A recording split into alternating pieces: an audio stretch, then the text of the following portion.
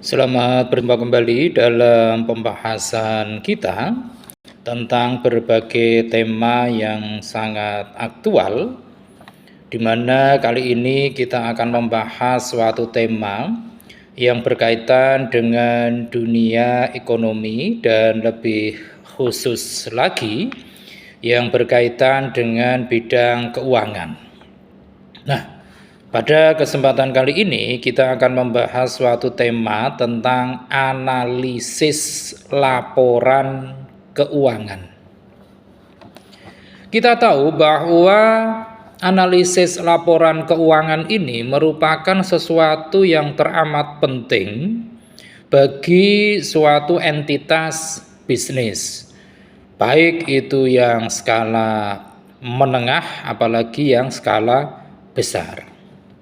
Nah, adapun tujuan dari dilakukannya analisis laporan keuangan itu yang pertama adalah dalam rangka memahami potensi perusahaan untuk melunasi atas utang dan bunga, baik untuk jangka pendek maupun untuk jangka panjang. Ini adalah tujuan yang pertama, memenuhi kewajiban dulu. Kemudian yang kedua, tujuannya adalah dalam rangka menentukan tentang perkembangan yang dialami oleh perusahaan. Ini adalah tujuan kedua dari dilakukannya analisis laporan keuangan. Kemudian tujuan yang ketiga yaitu untuk memahami potensi perusahaan dalam memanfaatkan asetnya untuk menghasilkan keuntungan. Kemudian tujuan yang keempat yaitu dalam rangka menjadi bahan acuan dalam menetapkan nilai pajak yang harus dibayarkan oleh perusahaan. Lantas tujuan yang kelima dari dilakukannya analisis laporan keuangan yaitu untuk mengetahui perubahan dalam posisi keuangan di suatu periode tertentu. Ini yang kelima. Kemudian yang keenam, tujuannya adalah menjadi bahan pertimbangan utamanya bagi kalangan investor manakala para investor tersebut ingin melakukan aktivitas investasi di suatu perusahaan.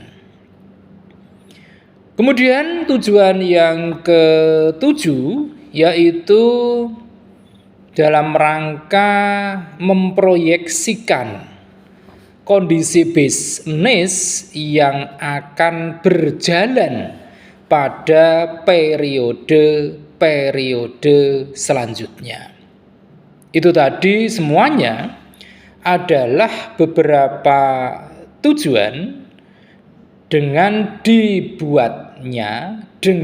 dilakukannya suatu analisis laporan keuangan. Nah, setelah kita mengenal tujuannya, ada baiknya kita pun mengenal tentang jenis-jenis laporan keuangan yang dapat dianalisis. Ada beberapa laporan keuangan yang nantinya bisa dianalisis sehingga bisa untuk membantu pengambilan suatu keputusan ataupun kebijakan. Jenis yang pertama itu yang bisa dianalisis adalah neraca. Yang mana neraca ini merupakan salah satu laporan keuangan perusahaan di mana di dalamnya terdapat berbagai informasi, terutama yang menyangkut tentang aset, kemudian kewajiban pembayaran ke pihak terkait mengenai operasional, serta modal di periode tertentu. Nah, komponen yang ada di dalam neraca itu merupakan suatu data histori aktiva. Data ini berisi tentang semua hal yang berkaitan dengan sumber modal atau keuangan, baik dari para pemegang modal ataupun utang kewajiban.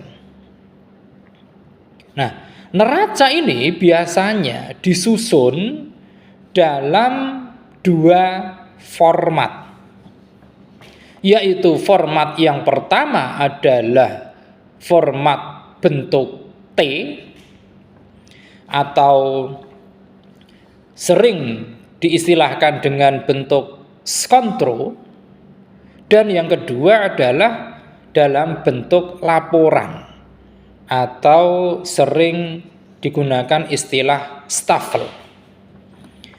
Itu adalah neraca. Kemudian yang kedua itu adalah laporan perubahan modal, yang mana laporan perubahan modal ini menunjukkan adanya penurunan ataupun peningkatan modal bersih di suatu periode. Untuk membuat laporan perubahan modal ini sangat diperlukan adanya laporan laba rugi, karena akuntan itu harus memperhatikan nominal modal pada akhir periode setelah dikurangi dengan rugi ataupun laba yang diterima oleh perusahaan. Itu tentang laporan perubahan modal. Selanjutnya yang dapat dianalisis yang ketiga yaitu laporan laba rugi, yang mana laporan laba rugi ini memperlihatkan kondisi finansial perusahaan, apakah dalam keadaan rugi atau dalam keadaan untung. Laporan laba rugi ini acap kali dibuat di akhir periode. Perhitungan akuntansi atau akhir tahun itu juga menjadi salah satu keunikan dari laporan laba rugi. Dan format laporan laba rugi ini juga ada dua, yaitu bentuk langsung atau sering disebut dengan single step, dan yang kedua adalah bentuk bertahap atau multi step. Bentuk langsung itu artinya bahwa semua kategori pendapatan serta beban dihitung sekaligus. Kemudian diperoleh nominal laba ataupun rugi. Sementara pada bentuk bertahap atau multi-step itu harus dilakukan pengelompokan terlebih dahulu terhadap kategori pendapatan serta beban. Itu adalah yang ketiga. Kemudian yang keempat, itu adalah laporan perubahan porsi keuangan atau lebih dikenal dengan laporan arus kas. Yang mana laporan perubahan posisi keuangan ini menunjukkan kepada seorang akuntan ataupun manajer tentang seperti apakah kas perusahaan telah dipakai selama ini. Dan tentu manajer dapat memantau semua sumber serta bagaimana penggunaan dana perusahaan. Laporan perubahan posisi keuangan ini juga sering disebut sebagai tadi laporan arus kas, di mana di dalamnya itu terdapat 3 kegiatan utama, yaitu yang pertama adalah aktivitas pendanaan, yang kedua adalah operasi, dan yang ketiga adalah investasi. Itulah beberapa laporan keuangan yang dapat dilakukan suatu analisis. Selanjutnya, di dalam melakukan suatu analisis laporan keuangan ini, ada beberapa metode yang bisa dilakukan atau bisa ditempuh. Yang pertama, itu adalah dengan menggunakan metode analisis horizontal, di mana analisis horizontal ini merupakan suatu metode dengan melakukan perbandingan tiap pos yang sama dalam laporan keuangan dalam periode berbeda. Biasanya perbandingan yang dianalisis berdasarkan pada 2 atau 3 periode yang lebih awal. Metode ini juga acap kali disebut dengan metode dinamis, yang mana ini dikarenakan dilakukan dengan membandingkan persentase kenaikan dan penurunan pos-pos keuangan dari periode yang sedang dibandingkan. Itu adalah metode yang pertama, analisis horizontal. Kemudian yang kedua, itu adalah analisis vertikal.